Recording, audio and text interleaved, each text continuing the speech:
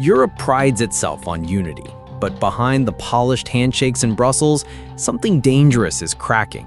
France and Germany, the two pillars that built the European Union, are no longer pulling in the same direction.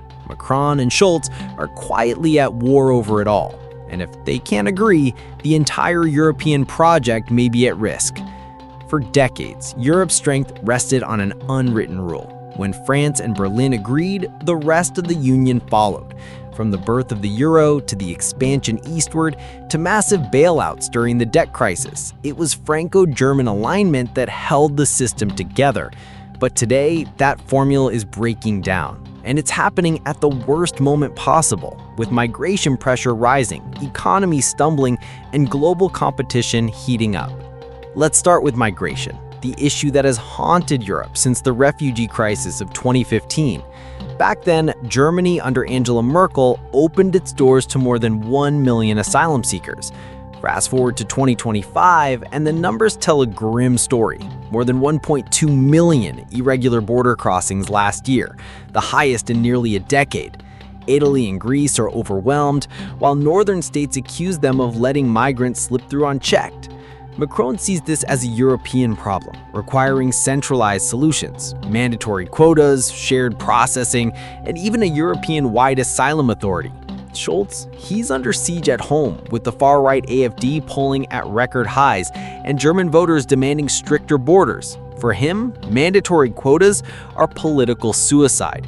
He wants national control, tougher deportations, and deals with third countries like Tunisia and Morocco. This clash isn't just about policy details. It's about identity. Macron believes the EU must prove it can act collectively on the world stage. Scholz believes his political survival and Germany's stability depends on defending sovereignty.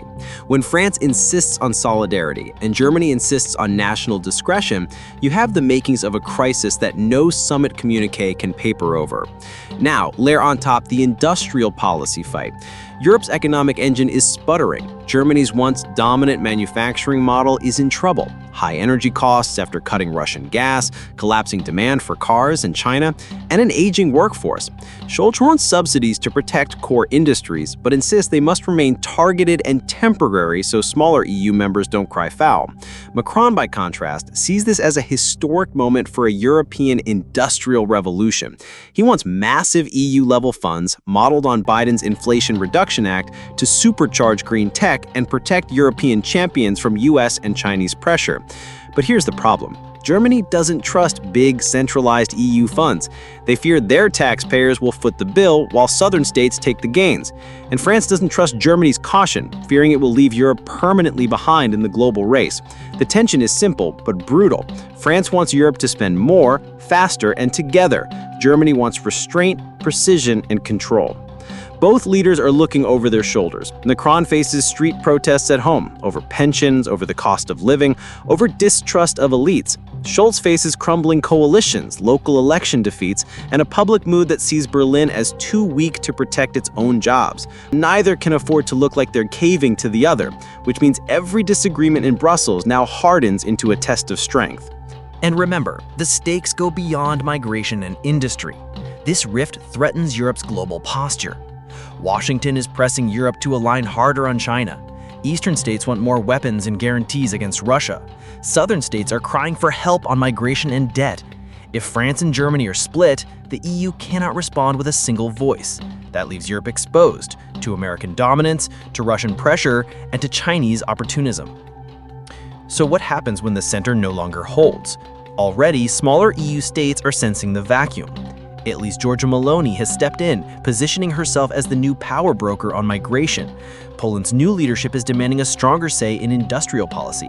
And countries like Hungary are exploiting the fractures to block collective decisions. The longer Macron and Scholz remain at odds, the more others rush in to fill the gap, and the more fragile the union becomes. And here's where it gets even more dangerous.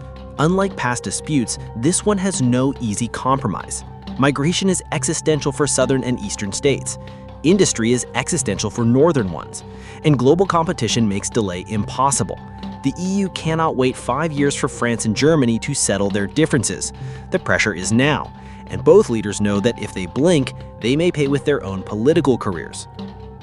Which raises the question, are France and Scholz trapped in a zero-sum game? If France pushes too hard, Germany walks. If Germany resists too much, France drags others into a coalition against it. The very partnership that once guaranteed Europe's future may now be the fault line that unravels it. And here's the twist. Behind closed doors, officials in Brussels whisper that the rift is deeper than the public realizes. Draft communiques watered down. Subsidy packages stalled for months. Migration deals blocked at the last minute. What looks like slow progress on paper may actually be paralysis, hidden by diplomatic theater. And yet, history tells us, when Franco-German unity falters, Europe drifts. It happened in the 1970s with the oil crisis. It happened during the Iraq War. Each time, the Union survived, but weaker. The danger this time is different, because the world outside Europe is far more hostile and far less patient. So what happens if Macron and Scholz fail to find common ground? What scenarios await Europe if this rift hardens into rupture? And what would it mean for America, for Russia, for China, and for the global order itself? If Macron and Scholz cannot bridge the gap, Europe faces three possible futures. None of them comfortable, none of them without cost, and each one reshapes the balance of power, not just in Brussels, but in Washington, Moscow, and Beijing. The first scenario is fragmentation. Paris and Berlin lock into their opposing visions, and the rest of the EU splits along familiar lines. Southern states side with France, desperate for collective burden sharing on migration and more EU funds. Northern states rally with Germany, fearing fiscal irresponsibility and demanding national sovereignty. Eastern states seize the moment to assert independence, aligning with whichever side offers more protection against Russia. The result? A union that still exists on paper but cannot act decisively.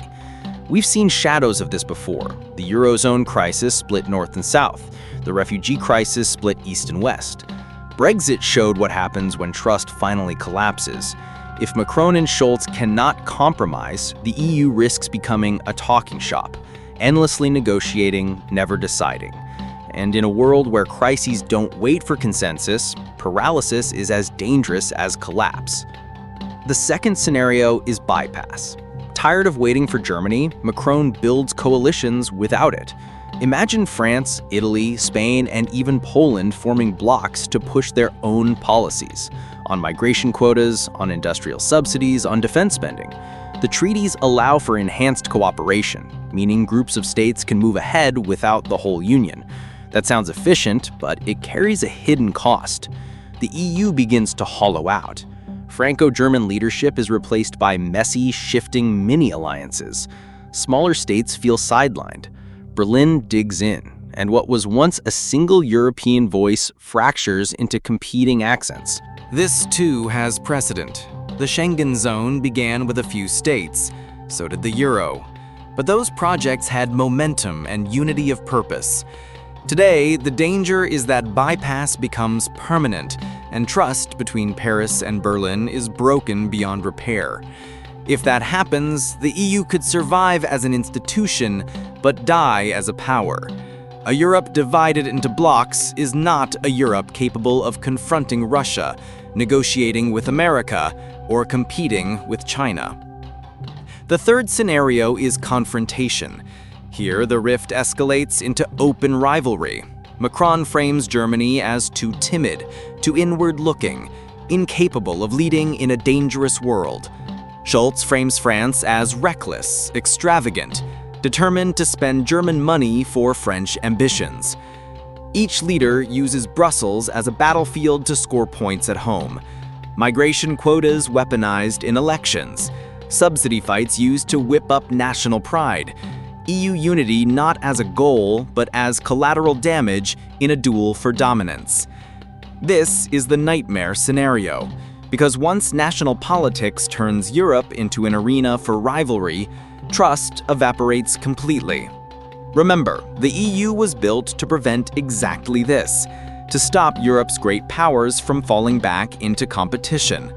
If Macron and Scholz cannot restrain themselves, the very spirit of integration is at stake. And here's where the outside world comes in. Washington is watching nervously. The Biden administration, and whoever comes next, wants Europe united against China and Russia. If Paris and Berlin split, American strategy fractures with it. Moscow, on the other hand, sees opportunity.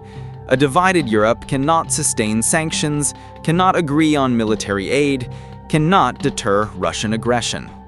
Beijing, too, calculates advantage.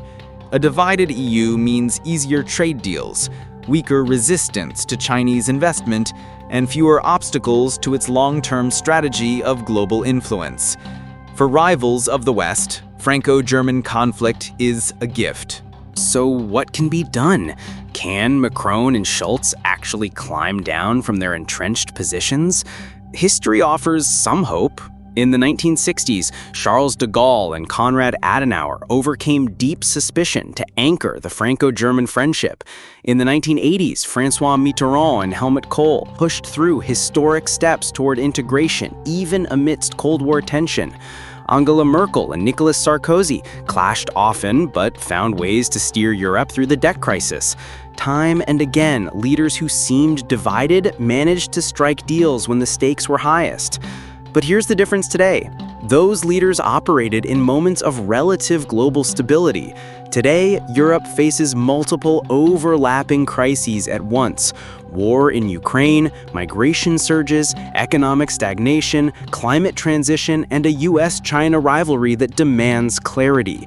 The room for hesitation is gone, and neither Macron nor Scholz has the political strength at home that Merkel or Kohl once had. Weak leaders make poor anchors. So the real question is not whether they can compromise, but whether they even want to. Macron wants a legacy as the man who remade Europe for the 21st century. Scholz wants survival, clinging to a fragile coalition and a restless electorate. Their goals may simply be incompatible. One seeks bold leaps, the other seeks cautious survival. One wants Brussels empowered, the other wants Berlin in control. And between those two visions lies the very future of Europe. If they fail, Europe will still exist. The institutions will remain. The flags will still fly in Brussels. But unity will become a facade, a theater masking the truth of division.